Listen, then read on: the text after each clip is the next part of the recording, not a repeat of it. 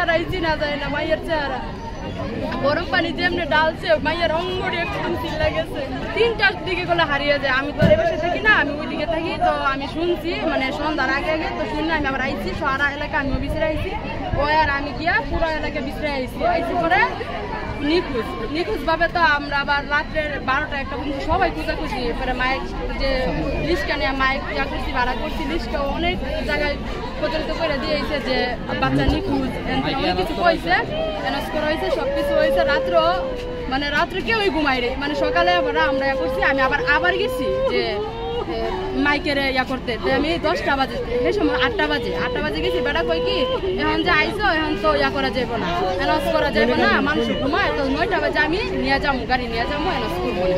এখান থেকে আমি আসছি, আইসা সেরা আমি ঘরের মধ্যে বলতেছি কথাগুলো। এই মনে কিছুক্ষণ পরেই কই কি আমার ছোট্ট একটা বোন যাবে কাছে, আপু রোজারা না মাইরা লাইছে। আমি কি কর, আমি ঘুরে আইছি, এই গেটটা খোলা না, এই গেটটার মধ্যে খোলা না। তা আমি আবার এনে চিল্লাচিল্লি করতেছি, এই পাড়ার মানুষ সব জমে গেছে। কি হয়েছে আমরা তো বাচ্চা পাইছে, কিন্তু পয়রা রয়েছে বাড়ির পাশে।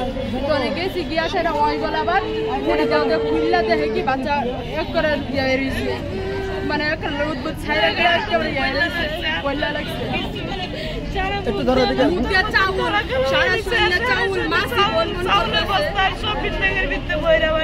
কালকে যদি মারে বাচ্চাটা কেমন হয়ে যায়, এই রাত্রির মধ্যে কি এরকম হয়ে যায়, বাচ্চাটা মারছে মনে গরম পানি দেওয়াতে শরীর একদম কালো কালো হয়ে গেছে, মানে বোঝা যায় কি অনেক দিন হয়েছে মারছে, মানে রাত্রের মধ্যে এরকম কিছু।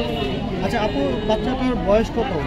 বাচ্চাটার বয়স 5 বছর। 5 বছর হয় নাই, মানে আমার ছোট্ট একটা মেয়ে আছে, ছোট্ট মেয়ের। নাম কি? নাম রোজামণি।